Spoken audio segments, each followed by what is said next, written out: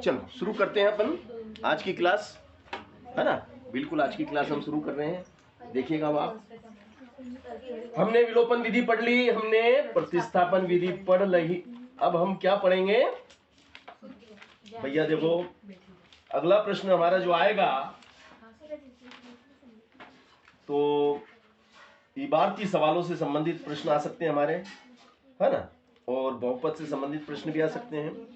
तो देखिएगा, जैसे ये प्रश्न मैंने लिखा, question for S square minus 4s plus 1। शून्य ज्ञात कीजिए, शून्य को तथा गुणांकों के बीच संबंध की जांच कीजिए। शून्य ज्ञात करना है। क्या ज्ञात करना है? शून्य ज्ञात करो, शून्य ज्ञात करो, शून्य ज्ञात करो। शून्यकों तथा गुणांकों के बीच, शून्यकों व गुणांकों के मध्य, शून्यकों व गुणांकों के मध्य संबंध की सत्यता की जांच करो, जांच करो। ये हमारा प्रश्न है, ठीक है ना। 4s square minus 4s plus 1, ये हमारा बहुपद है। इसमें s आपका चर है। s क्या है? आपका चर है। तो अब इसका हमें शून्य ज्ञात करना है। शून्य ज्ञात करने के लिए हमें s के कितने मान निकालने पड़ेंगे? 2 मान निकालने पड़ेंगे। इसके कितने शून्यक होंगे? 2 शून्यक होंगे, क्योंकि यह द्विघाती बहुपद है। तो द्विघाती बहुपद है, इसके लिए इसके शून्यक भी 2 होंगे। तो इस बहुपद को हम किसके बराबर मान लेंगे? ये आपका बहुपद है, और बहुपद को क्या से दर्शाते हैं? p से। तो इसको हमने px मान लिया। क्या मान लिया? px बराबर 4s square minus 4s plus 1। अब इसके हमें शून्य ज्ञात करना है। तो शून्य ज्ञात करने के लिए हमें px को px नहीं ps होगा भैया। ps बोलेंगे, x नहीं बोलेंगे।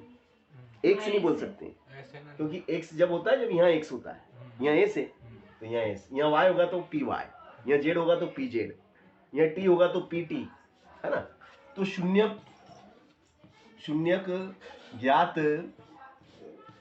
करने के लिए, शून्य ज्ञात करने के लिए हमें क्या करना पड़ता है? px को हमें 0 के बराबर पुट करना पड़ता है। px is equal to 0 put करेंगे, रखेंगे। अब सॉरी, फिर मैंने px लिख दिया, ps होगा भैया, ps। अब ps का वैल्यू कितना है? वो वैल्यू यहाँ पे उठा के रख देंगे। ये ps का वैल्यू बोलो बेटा, 4s square minus 4s plus 1 is equal 0, ये आपका ps, ठीक है ना। अब हम क्या करेंगे? ये जो आपका बहुपद है, द्विघाती बहुपद है, इसको हम गुणनखंड विधि से, कौन सी विधि से? गुणनखंड विधि या सूत्र विधि से हल करेंगे, क्योंकि अब ये बहुपद समीकरण का रूप ले चुका है। किसका रूप ले चुका है? समीकरण का रूप ले लिया। इसको अपन ने बहुपद को समीकरण में बदल दिया। बहुपद को हमने समीकरण में बदल दिया है। तो भैया अब देखिएगा, ये एस स्क्वायर का जो गुणांक 4 है, 4 का गुणा किसमें करेंगे? 1 में। बोलो कितना आएगा? 4 एकम 4। तो गुणा करें तो 4 आ जाए। गुणा करने पे कितना आना चाहिए? 4। और जोड़ने पे कितना आना चाहिए? 4। तो ऐसी दो संख्या बताओ। Very good. 2 गुणित 2 कितना होता है? 4। 2 और 2 कितना होता है? 4। मगर हमें 4 कैसा चाहिए? ऋण का चाहिए। तो भैया ये ऋण का और ये ऋण का, तो ये ऋण का, तो फिर ये भी ऋण का और ये भी ऋण का, क्योंकि आप यहाँ ऋण लिख रहे हैं तो यहाँ पे भी तो ऋण का ही होगा। और माइनस माइनस का मल्टी क्या होता है? माइनस माइनस का मल्टी प्लस 4, है ना। और -2 एंड -2 इज -4, है ना। अब यहाँ पे एस लगा हुआ है तो आप इसके साथ एस लगा दो। This is -4s। -4s के दो टुकड़े कर दिए हमने, -2s -2s। -4s की जगह कौन बैठ सकता है? -4s की जगह -2s को बिठा दो। तो ये मैंने यही करा, देखो -2s एंड -2s + 1 = 0। यहां तक आ गए। -4s को हटाया और -4s की जगह -2s लगा दिया। और ये देखिएगा अब आप, एक ग्रुप ये बन गया, एक ग्रुप ये बन गया। ये दो दो के ग्रुप हमने बनाए। अब हम यहां से कॉमन लेंगे। तो देखिएगा भैया, ये 4s² एंड 2s, तो इसमें से 2s बाहर आ गया आपका, 2s बाहर आ गया। ये 2s हमने बाहर ले लिया, तो 2 का पाड़ा बोलो कि 4 आ जाए, 2 का टेबल बोलो कि 4 आ जाए। 2 दूनी 4, 2 दूनी 4। एस का पावर कितना है? 2। और एक एस बाहर आ गया, एक एस रहेगा कि नहीं रहेगा? रहेगा। फिर माइनस 2 का पाड़ा बोलो कि 2 आ जाए, 2 एकम 2, और एस तो बाहर आ गया। इसी प्रकार एक कॉमन लेंगे, एक का टेबल बोलो कि 2 आ जाए, 1 दूनी 2, है ना।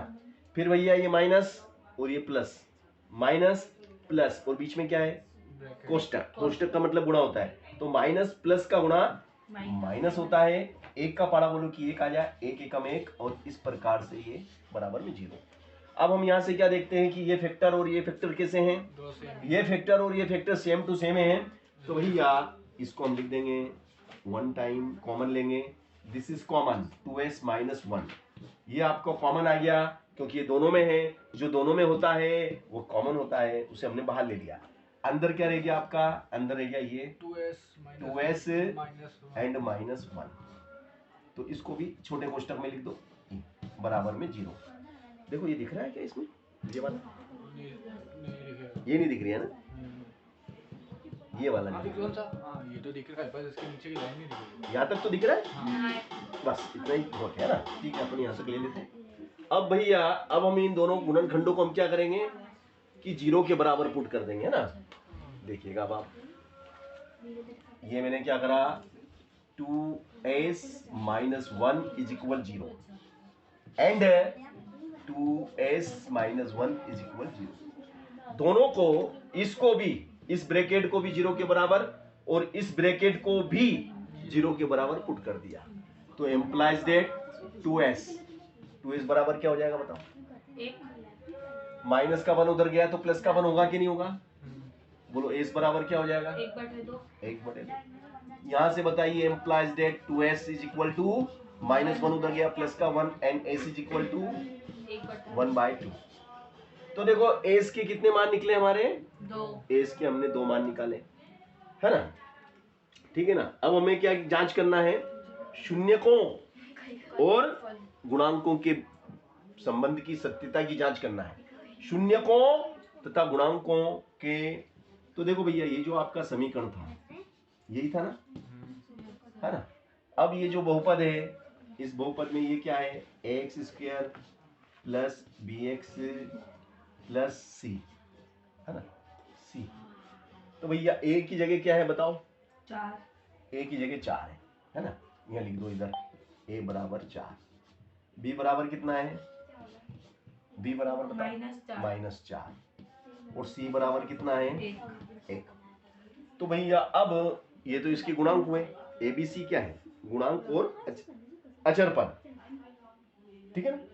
और ये क्या है? ये क्या है? ये इसके क्या है? शून्य।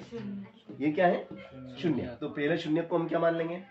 पहले शून्य को अल्फा मान लो, अल्फा = इसको अल्फा मान लो। पहला शून्य अल्फा इज 1/2 एंड दूसरा शून्य बीटा, बीटा = ये भी 1/2, ये भी 1/2। पहला शून्य 1/2, दूसरा शून्य, दोनों सेम है ना। शून्यकों की पुनरावृत्ति हो रही है, शून्यकों की पुनरावृत्ति हो रही है, दोनों सेम आए, है ना। अब भैया हमें क्या करना है कि जांच करना है, संबंध की सत्यता की जांच करना है। तो हम जानते हैं, क्या जानते हैं हम? कि हम जानते हैं कि शून्यकों का योगफल क्या होता है? शून्यकों का योगफल बताओ। शून्यकों का योगफल का सूत्र क्या है? -b/a। अल्फा इंटू बीटा बराबर c/a, है ना। तो माइनस शून्यकों का योगफल -b/a, है ना। अल्फा कितना आया, अल्फा इज 1/2 प्लस बीटा कितना है, is 1/2 and minus minus. B कितना है बेटा, बी यहाँ से टिप लो, टिप लिया। ए यहाँ से टिप लो, टिप लिया। चलो आधा 1/2 का मतलब क्या होता है, आधा। आधे में आधा जोड़ेंगे तो कितना आएगा, आधा और आधा, आधा और आधा, एक हुआ ना। चलो माइनस और माइनस का क्या करेंगे, ब्रैकेट। ब्रैकेट का मतलब क्या होता है, गुणा। माइनस माइनस का गुणा प्लस होता है, और ऊपर 4 नीचे 4। 4 से 4 कितनी बार कटेगा, 1। 1 बराबर 1। तो इनके बीच में जो संबंध है, ये संबंध सत्य है कि नहीं है, सत्य, क्योंकि 1 1 के बराबर है, यानी कि बराबर है। तुल्यता का नियम है कि यहाँ पे दोनों left hand side right hand side बराबर है। तो हाँ, संबंध सत्य है, लिखो यहाँ संबंध सत्य है, संबंध सत्य पाया गया है ना, संबंध सत्य। क्लास नहीं दिख रही आपकी। अच्छा अच्छा अच्छा, क्लास में 2 मिनट बेटा, क्या? हाँ नहीं दिख रही होगी, 2 मिनट यार दोस्त, 2 मिनट है ना। इसमें आज मैं वाईफाई से जोड़ना, 2 मिनट बेटा। हाँ नहीं दिख रही, 2 मिनट मेरे दोस्त। नेटवर्क यूज कर। अरे वो यार वाईफाई से जोड़ना भूल गया था ना मैं। वैसे मैं आप जुड़ जाता हूँ, मगर आज क्या मैं बाहर, ये फिर नहीं पकड़ा इसने। जुड़ गया क्या, कनेक्ट हुआ, आ गया कनेक्टेड, आ गया ना कनेक्टेड। वो कनेक्ट कर रहा है अभी। नहीं जुड़ा, आदित्य आ गया अब हुआ कनेक्ट। अब दिख रही बेटा, नहीं दिख रही। अभी भी नहीं दिख रही। स्क्रीन थोड़ा साफ करो। क्यों नहीं दिखेगी यार, कैमरा साफ है, कैमरा तो साफ ही है। चलो वाह, दिखेगी थोड़ी देर से। देखो कभी नेटवर्क प्रॉब्लम होगी, कुछ नेटवर्क प्रॉब्लम, क्योंकि मैं वाईफाई से भी जुड़ गया हूँ अब तो। चलो तो संबंध की सत्यता की जांच हो गई। ये हमने कैसे करा, शून्यकों का योगफल है ना। अब शून्यकों के गुणनफल की बात करेंगे, है ना। देखो ध्यान से देखिएगा आप, बताओ शून्यकों का गुणनफल क्या होता है, c बटे अल्फा इंटू बीटा बराबर सी बटा है। Very good. तो अल्फा की जगह कौन बैठेगा, 1/2, बीटा की जगह 1/2, सी की जगह कौन बैठेगा, देखो सी कितना था अपना, सी कितना था 1 है ना, और ए कितना था 4। तो देखो 1 एकम 1, 2 दूनी 4, और दोनों सेम है कि नहीं। तो क्या लिखेंगे, संबंध सत्य है, संबंध सत्य है। और इस प्रकार से हमने इनके बीच में संबंध की सत्यता की जांच करके भी बताया आपको कि किस प्रकार से हम इनमें संबंध की सत्यता की जांच करेंगे, ठीक है ना। चलिएगा अगला प्रश्न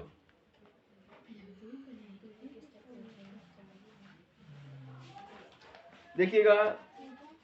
इस टाइप का कभी ग्राफ दिया जाए आपको, है ना, तो ये है आपका ओम, ठीक है ना भैया। ये माइनस का है, प्लस का है, और ये इसने दिया है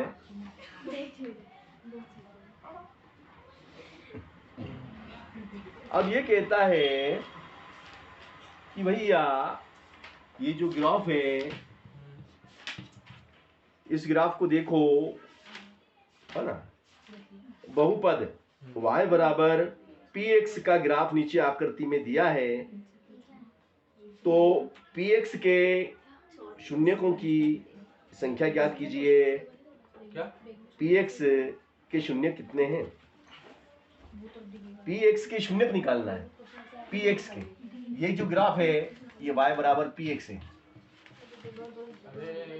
y बराबर px, यानी कि x चर का बहुपद है, ये x चर का बहुपद है, ये x चर का बहुपद है।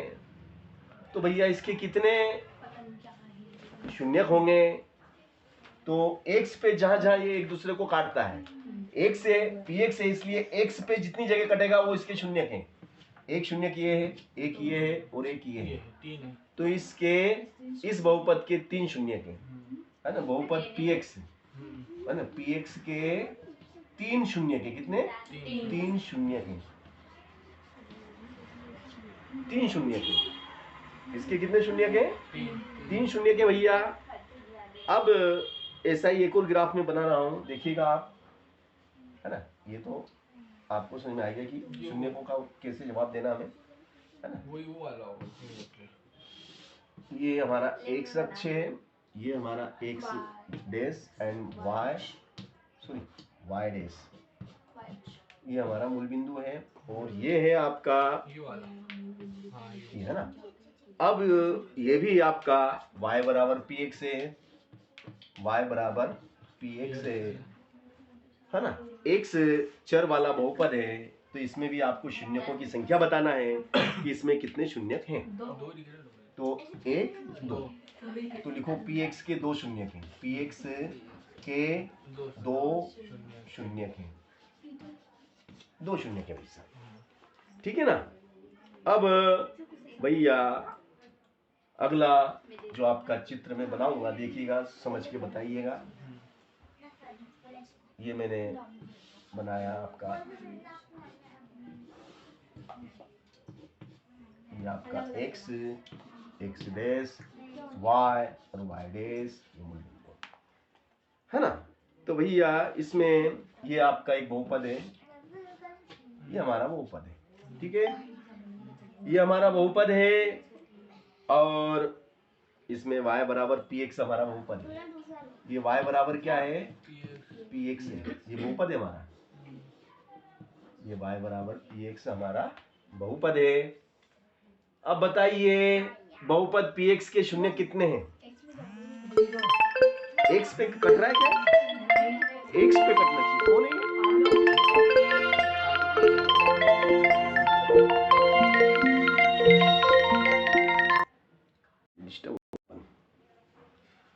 चलो y बराबर पी एक्स, y बराबर पी एक्स, तो इसके शून्य कितने होंगे बताओ।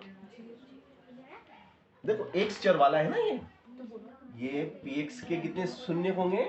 पी एक्स के 0 शून्य, कितने? 0 शून्य, कोई शून्य शून्य होंगे, एक भी नहीं होगा, 0, कोई उत्तर नहीं इसका, है ना, क्योंकि काटता ही नहीं है ना। इसके कोई शून्यकों की संख्या 0 होगी, कितनी होगी? 0। शून्यकों की संख्या 0 होगी, क्योंकि ग्राफ एक्स अक्ष को प्रतिच्छेद नहीं करता है। अगर ये ऐसा होता तो एक हो जाता, ये ऐसा होता तो एक शून्य होता है इसका, इसका कितना शून्य होता है? 1 होता है। चलेगा, इसके बाद हम अगला प्रश्न पे आ जाते हैं, और अगला प्रश्न है हमारा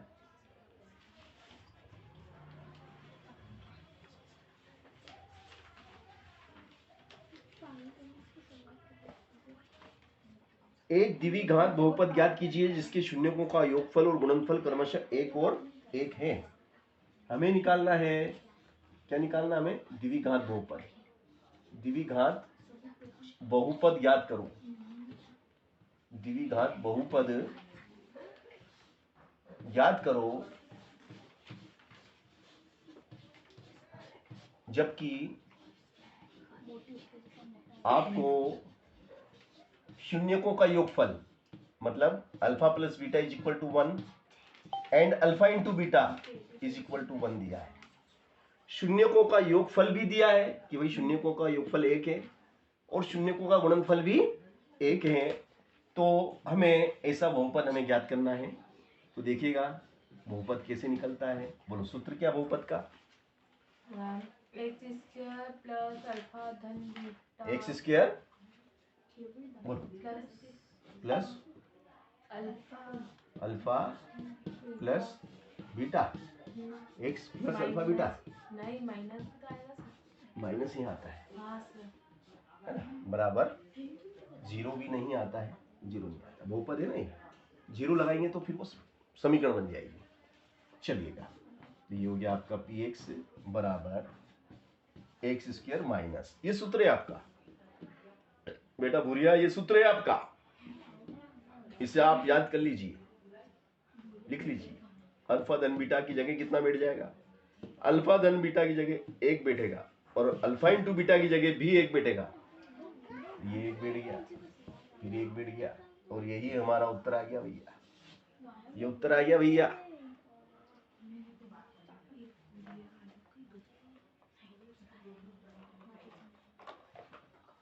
चलो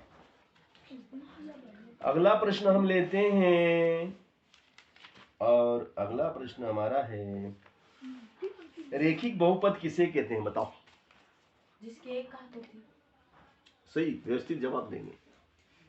ये तो इसकी रफ एक घात होती है उसे रेखिक रेखिक बहुपद किसे कहते हैं। हाँ सही सही, फिर से बोलो। सही जवाब दे रही है। जिस पद की एक घात, जिस बहुपद की, हाँ जिस बहुपद है ना, जिस बहुपद की अधिकतम घात एक हो, जिस बहुपद की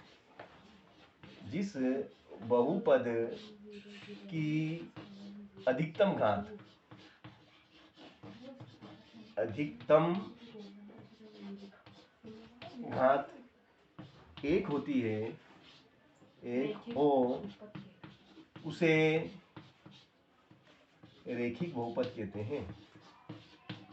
उसे रेखिक बहुपद कहते हैं।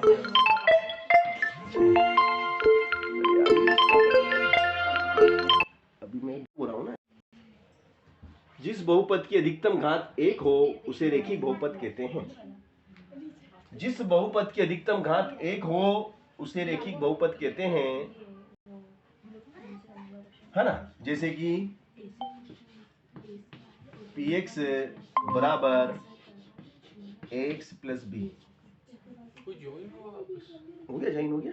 हाँ वही जब px बराबर ax प्लस बी, ये रेखिक बहुपद है। ये क्या है आपका, ये x का गुणांक है और ये चर पद है। ये रेखिक बहुपद है, ठीक है ना। ये आपका रेखिक बहुपद है। अगर आपसे कोई बोल दे कि भैया बहुपद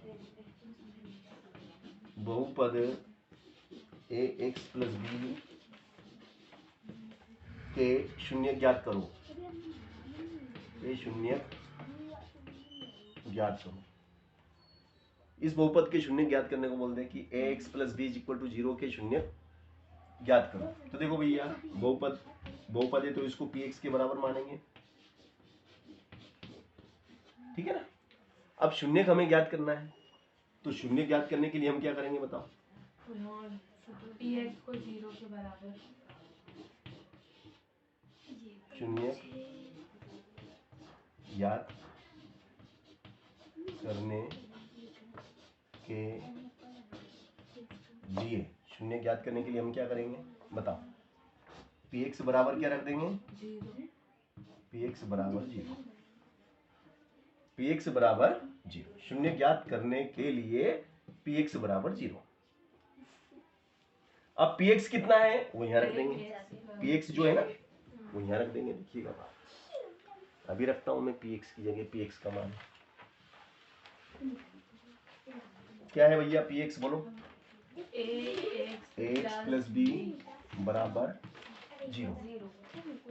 तो ये हो गया आपका ax और प्लस बी उठ के उधर गया माइनस का, तो x बराबर क्या हो जाएगा माइनस का b बटे a। ये आपका शून्य निकल गया, समझ गए ना। इस तरीके से शून्य ज्ञात किए जाते हैं। चलो अब ये प्रश्न देता है कि शून्यकों का योगफल और गुणनफल हमें दिया है, तो हमें बहुपद ज्ञात करना है। कर लेते हैं, चलो देखिएगा। शून्यकों का योगफल गुणनफल हमें दिया है ना, तो बहुपद ज्ञात कीजिए। एक द्विघात बहुपद ज्ञात कीजिए। एक द्विघात बहुपद ज्ञात करो, जबकि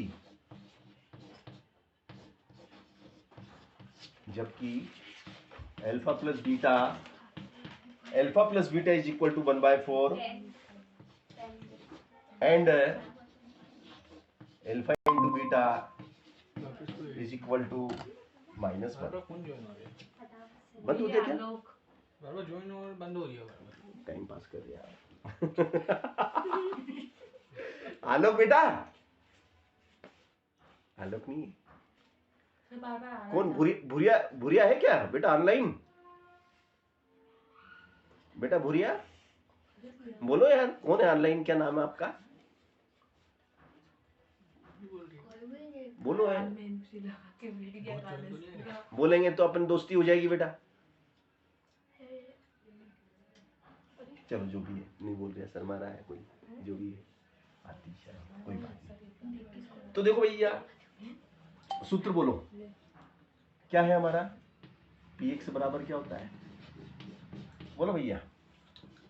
x square minus alpha plus beta, x plus alpha beta implies that px x square minus alpha plus beta कितना होता है? अल्फा प्लस बीटा इज 1/4 होता है, एक्स होता है, फिर माइनस, ये माइनस बने ना, ये होता है। आप यहीं लिख दोगे ना तो पूरे नंबर मिलेंगे, तो भी पूरे मिलेंगे। और तुमको ऐसा लगे नहीं यार मेरे को तो समझदार कहलाना है, नहीं तो भाई समझदार कहलाने के लिए मतलब नहीं। ऐसी बात नहीं, समझ नहीं 4 का गुणा कर दो इसमें, तो ये 4 का गुणा कर देंगे, ये 2 स्टेप बड़ी हो जाएगी, नंबर उतने ही मिलेंगे।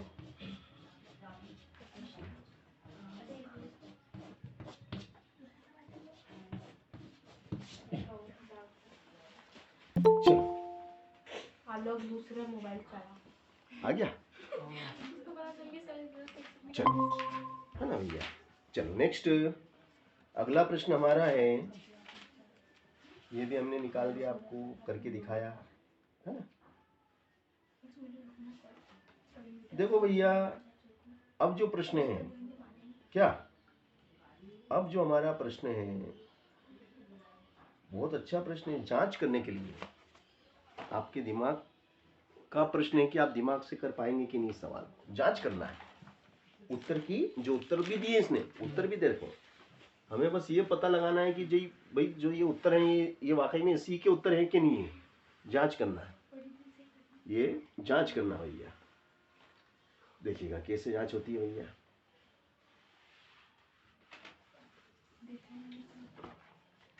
ये है, जांच कीजिए कि बहुपद, प्रश्न है आपका,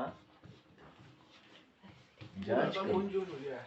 वही जब आलोक जांच करो कि, जांच करो कि, जांच करो कि px बराबर, जांच करो कि px बराबर 3x cube, 3x cube minus 5x square minus 5x square minus 11x minus 11x minus 3, काट दे काट दे,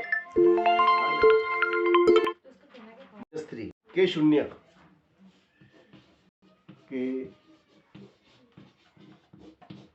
के शून्यक, के शून्यक 3 माइनस 3 माइनस 1, 3 माइनस 1 व माइनस 1/3, माइनस 1/3 है, माइनस 1/3 है। अब भैया देखो ये कितनी घात का बहुपद है? 3 त्रिघात। ये त्रिघाती बहुपद है, इसलिए इसके शून्यक भी 3 होंगे, और वो 3 शून्यक इसने हमें दिए हैं, ये एक, ये दूसरा और ये तीसरा।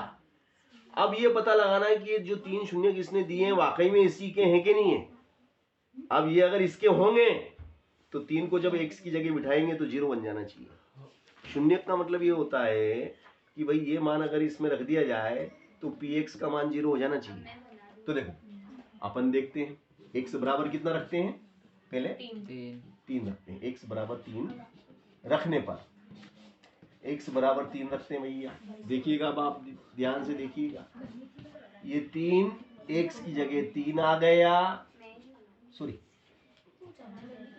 ये x की जगह 3 आ गया, माइनस 5, फिर x की जगह 3 आ गया, x की जगह 3 आ गया, ये मैंने कहा। ठीक है, यहाँ तक आगे बात समझ में, आगे ना बात समझ में। हेलो, 3 की घात 3 कितना होता है? 3 की घात 3 कितना होता है? 3 तिया 9, 9 तिया 27, 27 तिया 81, 27 तिया, देखो 3 की घात 3 मतलब 3 गुणित 3 गुणित 3, 3 तिया 9, 9 तिया 27 और 27 का पहाड़ा फिर 3 बार बोलेंगे, 27 गुना 54, 27 तिया 81, इसलिए पहाड़े याद करने पड़ते हैं, है ना। अब 3 का पहाड़ा 2 बार बोलो, सॉरी 3 का वर्ग कितना होता है? 9 और 9 का पहाड़ा 5 बार 45, 11 का पहाड़ा 3 बार और 3 का 3। तो भैया मेरे ये हो जाएगा आपका माइनस, देखो माइनस के 5, माइनस के 3, माइनस के 8 और माइनस के 3, माइनस के 11, 11 का 1 हासिल लगा 1, 4 और 3 7 और 1 8 है। तो भैया मेरे px का मान कितना आ गया रे? 0। तो ये इसका उत्तर है कि नहीं है? इसलिए x बराबर 3 दिए गए बहुपद का शून्यक है, लिखेंगे। इसलिए x बराबर 3 दिए गए बहुपद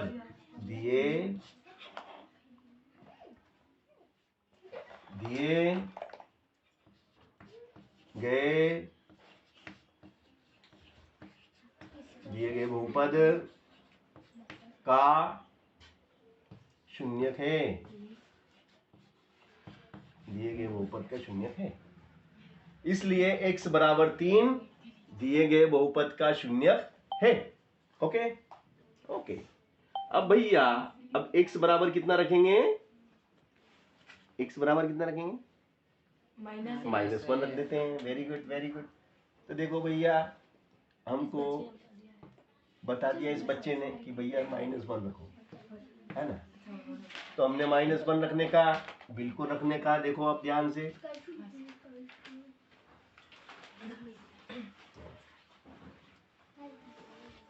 ये हम ऐसा ही करेंगे भैया, देखिएगा आप ही ने कहा -1 रखो, तो ये 3 लिख दिया। x की जगह कितना बिठाना है? 1 की जगह ऋण का 1 बिठाना है, x की जगह ऋण का 1 बिठा दिया, x की जगह ऋण का 1 बिठा दिया, x की जगह तुमने कहा ऋण का 1 तो बिठा दिया। अब भैया मेरे देखिएगा ध्यान से, ऋण 1 कितनी बार है? 3 बार। ऋण 1 ऋण 1 ऋण 1 ऋण 1 ऋण 1 ऋण 1 3 बार हो गया भैया। 2 बार में तो प्लस हो जाता है, बट फिर माइनस है तो बराबर में माइनस लगना है। 1 एकम 1 1 एकम 1, तो भैया ऋण 1 ही आया, है ना। ठीक है ना। अब इधर आ जाते हैं भैया, ये ऋण का 5, फिर ऋण 1 कितनी बार है? 2 बार प्लस तो प्लस हो जाएगा। Very good. और माइनस माइनस प्लस, 11 एकम 11। और इस तरीके से अब इसको हम हल कर लेंगे। देखिएगा कितनी सही तरीके से हुआ। 3 एकम 3 मगर माइनस का 5 एकम 5 - 5, 11 में से घटा दो 3, कितने बचे भैया? 11 में से 3 11 में से 3 गया तो 8 बच गया। हाँ। अब भैया मेरे हम क्या देखते हैं कि ऋण के 3 ऋण के 5, तो ऋण के कितने हो गए? ऋण के 8। ऋण के 3 ऋण के 5 ऋण के 8 और धन के कितने? 8। तो बचेगा क्या? 0। धन ऋण 0। 8 में से 8 गया, घट गया कट गया, घट गया कट गया, 0 आ गया। मतलब क्या हो गया कि भैया जब हमने ऋण 1 रखा, बहुपद में हमने ऋण 1 रखा, तो बहुपद का मान कितना आया? बहुपद का मान 0 आया, 0 आया। यानी कि -1 ने बहुपद को 0 बना दिया। इसलिए -1 क्या है? इसलिए -1 क्या है? -1 दिए गए बहुपद का शून्य है। इसलिए -1 इसका शून्य है। किसका? दिए गए बहुपद का। इसलिए -1 इसका शून्य है। अब आखिरी बचा -1/3। ठीक है। अब -1/3 रख के देखें। अगर ये भी रखते हैं और 0 आ जाता है तो ये भी सत्य है ना। कोई दिक्कत नहीं। अब ये करके देखते हैं। देखो आप क्या था? -1/3। -1/3।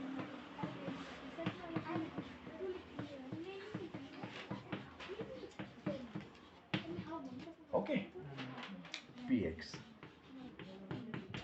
देखो -3 बार है तो माइनस ही रहेगा ना, एक की घात 3 एक ही होता है, 3 की घात 3 27 होता है ना। ये फिर -1/3 -1/3 माइनस माइनस प्लस 1 3 3 9 और माइनस माइनस प्लस 11 एकम 11/3 -3। अब क्या हो जाएगा भैया, 3 एकम 3 माइनस 5 एकम 11/3 -3 है ना। नीचे कुछ नहीं तो क्या लिखेंगे 1, नीचे कुछ नहीं तो हम लिख देंगे 1। ओके है, नीचे जगह है इसमें। हल हाँ है, एक आ जाएगी। ये 27 दिख रहा है, हाँ दिख रहा है 27 ऐसा। चलो 27 में 27 का भाग लगाओ, एक बार 1 का गुणा ऊपर वाली में करो। वही है 9 का 27 में भाग लगाओ 3 बार, 3 का गुणा 5 में करो, तीनों पंजे 3 का 27 में भाग लगाओ, 3 का 27 में भाग लगाओ। 3 नाम 27 9 बार, 9 का गुणा ऊपर करो, 11 नाम 99। फिर 1 का 27 में भाग लगाओ, तो 27 27 बार 27 बार। भाई, 1 का भाग देंगे तो 27 बार जाएगा। 27 का गुणा 3 में करो, 27 तिया 81। अब भैया ऋण ऋण को जोड़ लो, धन कितना है, 99। धन का 99 है और ऋण का कितना 81। 81 और 3 84, 84 और 5 89, 89 और ये 10 बाकी है अभी तो इसमें, नहीं समझे। 82 देखो फिर से देखो, 81 और 3 84 है ना, 84 में फिर ये ऊपर 89 में फिर ये 10 भी तो है इसमें क्योंकि 15 है, 99 इस 99 अपॉन 27। 99 में से 99 घट जाएगा, कट जाएगा, कितना रह जाएगा भाई, 0। तो इसकी जगह आप चाहो तो 0 लिखो, और 0 के बटे में कुछ भी हो पूरा 0 हो जाता है, पूरा 0 हो जाता है। तो इस तरीके से हमने जांच करने पे पाया कि -3/1 भी, जांच करने पे पाया कि -1/3 भी इस बहुपद का शून्य है, -1/3 भी इस बहुपद का शून्य है। सरल की कठिन, तो ये बहुत बढ़िया दीर्घ उत्तरी प्रश्न है। ये दीर्घ उत्तरी है, अगर आएगा तो 3 नंबर देगा ही देगा तुमको, डायग्राम भी है ना इसके अंदर, है ना। तो बहुत अच्छा प्रश्न था। वो देंगे डायग्राम का। तो भैया भैया तो बोल ही नहीं रहे। ठीक है, आज की क्लास को हम यहीं खत्म करते हैं, कल हम मिलेंगे, है ना, 5 बजे के आसपास हम मिलते हैं। वो पेपर में तो बिल्कुल सेम नहीं आया, रिपोर्ट बिल्कुल सेम नहीं आया। मैंने पता क्या क्या करा